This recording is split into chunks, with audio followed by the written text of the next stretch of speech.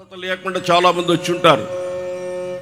స్వస్థత లేకుండా చాలా మంది వచ్చి ఉంటారు. నాకు ఒకసారి చేతి మీద గడ్డొచ్చింది. ఈ సౌండ్ సిస్టమ్ దగ్గర 14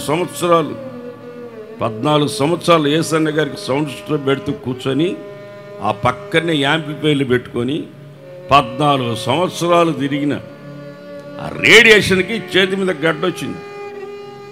ఇదిగో ఇక్కడ చేతి మీద గడ్డొచ్చింది. చెయ్యి తీసేయాలన్నారు. 3 ఆపరేషన్లు అయినాయి.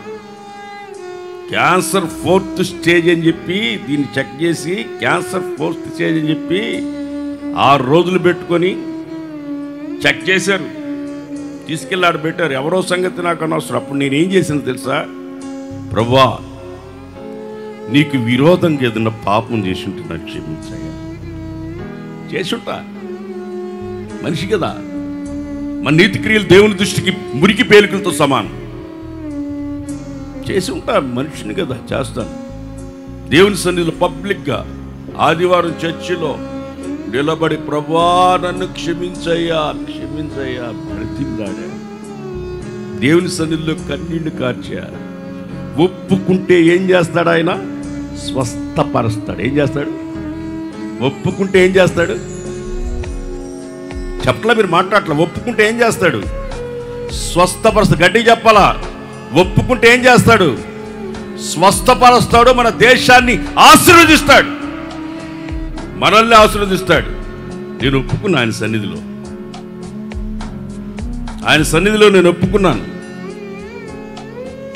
100 స్పీడ్లో వెళ్తున్న వ్యాను 3 పల్టీలు కొట్టింది. పల్టీ కొట్టడం చెయ్యి ఇరిగిపోయింది. ఇప్పుడు ఈ చేతిలో రాడ్ ఉంది, నా చేతిలో. ఇది 3 ఆపరేషన్లు ఇక్కడ అయినాయి, 4వ ఆపరేషన్ ఇక్కడ అయింది. దీంట్లో రాడ్ ఉంది, ఆల్రెడీ ఉంది.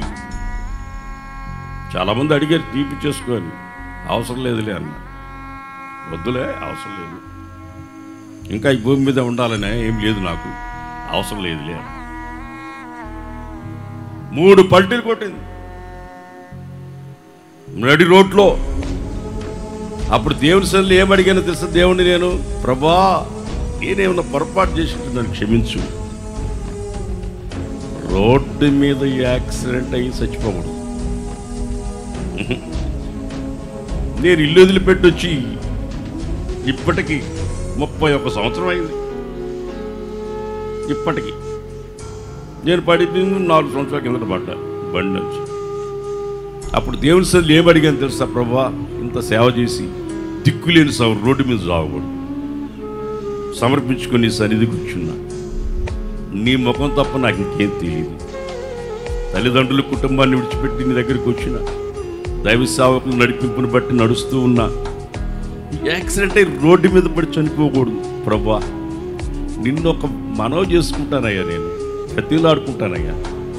చనిపోతే రోడ్డు మీద చచ్చిపోకూడదయ్యా. వాక్యం చెప్తా స్టేజ్ మీద పడిపోతే చాలు. పాట పాడతా గుండె ఆగిపోయినా చాలు. అంతకాలం ప్రభువా నువ్వు నన్ను పరిశుద్ధపరచు. దేవుని మందిరం నీడలో ప్రాణం పెడితే చాలు. రోడ్డు మీద దిక్కులేని సాగు. అయ్యా దేవుని సన్నిధిలో అడుగుతున్నాను. మా పితరులైన యేసన్న గారు కూడా అంతే. దేవుని మందిరంలో నా కడశ్వాస విడవాలి అనుకున్నాడు. కడశ్వాస దేవుని మందిరంలోనే విడిచాడు. దేవునికి స్తోత్రం కలుగును గాక.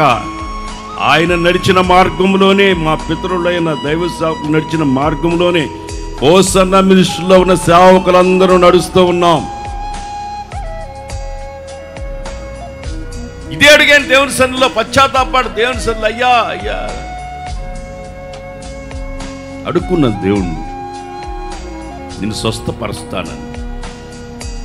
ఒకరోజు బ్లడ్ పడింది నా నోట్లో నుంచి. తీసుకెళ్ళారు. 6 రోజులు చెక్ చేశారు. 6 రోజుల తర్వాత నీకు ఏమి లేదని రిపోర్ట్ ఇచ్చారు. దేవునికి స్తోత్రం కలుగును గాక. నన్ను స్వస్థపరిచిన దేవుడు నిన్ను స్వస్థపరచడా? డాక్టర్లు నిన్ను చనిపోతా అని చెప్పుండొచ్చు, రోజులు లెక్క పెట్టుకోమని చెప్పుండొచ్చు.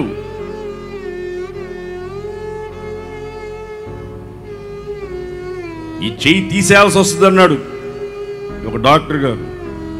పైనుంచి కిందాగా చూసి నా చెయ్యి తీసేవాడు ఇంకా పుట్టలేదని బయటకు వచ్చేసాడు. ఎందుకో తెలుసా?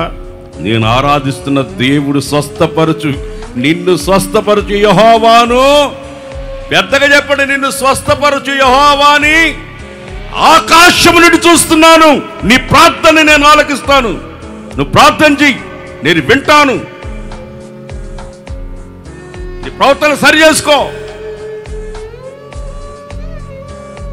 నా సన్నిధిలో సరిగా నడుచుకో,